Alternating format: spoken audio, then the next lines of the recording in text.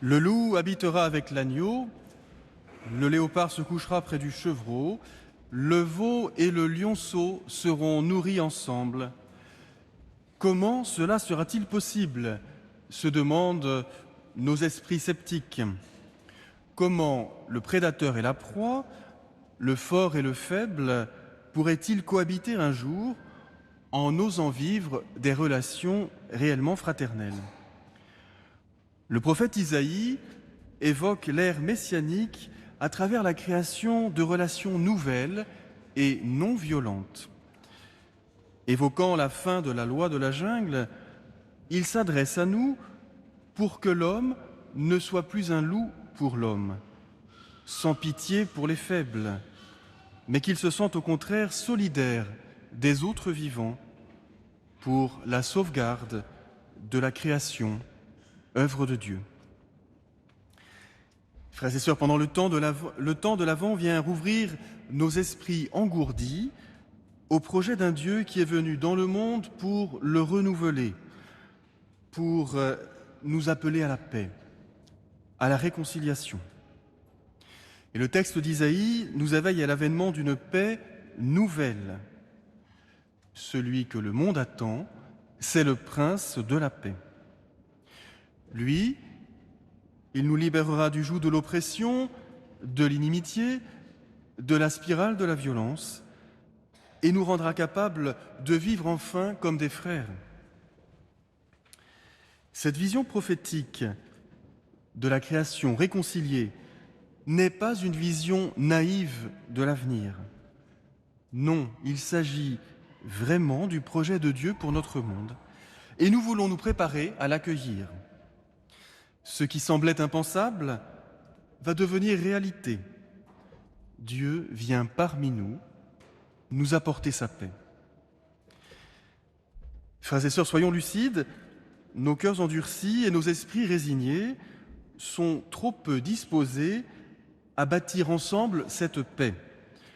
Nous préférons nous attacher à ce dont nous disposons déjà, pensant être en sécurité. Mais l'histoire donne des signes de recul, comme le notait le pape François dans son encyclique Fratelli Tutti, avant même le déclenchement de la guerre en Ukraine. Il écrivait « Le bien, comme l'amour, la justice et la solidarité, ne s'obtiennent pas une fois pour toutes. Il faut les conquérir chaque jour. » C'est dans ce contexte que résonne aujourd'hui l'exhortation de Jean-Baptiste. « Convertissez-vous, car le royaume des cieux est tout proche. » Convertissez-vous, c'est-à-dire ne restez pas prisonniers de vos pensées étroites, de vos peurs, de votre paresse, de vos convoitises. Au contraire, préparez-vous à accueillir celui qui vient répondre à vos attentes profondes. Alors laissons-nous étonner un instant par le message de Jean-Baptiste, cet homme menant une vie austère et nous appelant à la sobriété et au partage. Des foules nombreuses se rendaient auprès de lui, y compris les élites religieuses, pharisiens, sadducéens, y compris les soldats romains qui occupaient le pays. Et le prophète n'hésitait pas à prononcer des paroles dures pour les inciter à la conversion, à changer leur mode de vie, dès lors qu'ils menacent la terre ou la justice, renoncer à la violence. Les gens venaient pourtant nombreux, reconnaissant leurs péchés et recevant le baptême dans l'eau du Jourdain. Quel était donc le secret de Jean-Baptiste ? Lui n'avait rien à gagner, il n'agissait qu'en simple serviteur. Il a préparé le chemin de celui qui venait derrière lui, Jésus, le Christ. Mais du côté des foules, en revanche, du côté des foules, il y a un intérêt manifeste. Le baptême de conversion est un gain, l'expression d'une espérance, un pas vers une vie meilleure. Frères et sœurs, n'est-il pas temps pour nous de sonder nos cœurs pour y redécouvrir notre attente de paix ?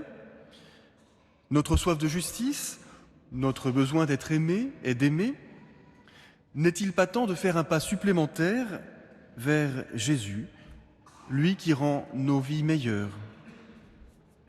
Oui, la conversion est un gain, et pas seulement un gain pour nous-mêmes, mais un gain pour le monde entier, qui attend d'être renouvelé. Et donc, si nous peinons à trouver en nos cœurs assoupis des attentes profondes, recueillons celles de tant de frères et sœurs. Eux nous conduiront sur le chemin de l'Avent. Et je pense particulièrement aux malades, aux personnes âgées, qui dans leur solitude attendent la grâce d'une visite, à ceux qui ont tout perdu à cause des désordres climatiques et qui attendent que tous nous nous réconcilions avec la création, à ceux que la guerre et les violences de tout type ont profondément meurtris et qui ont tant besoin de paix. Les pauvres nous précèdent sur le chemin de l'Avent. Ils peuvent nous entraîner parce qu'ils aspirent inlassablement au royaume de Dieu, royaume de justice et de paix. Seigneur, ne nous laisse pas nous replier sur notre présent, sans grand rêve pour l'avenir. Viens raviver en nous la foi. La paix est possible. Désarme-nous par ton amour. Oui, nous voulons t'accueillir pour rendre possible réconciliation et paix sur cette terre. Amen.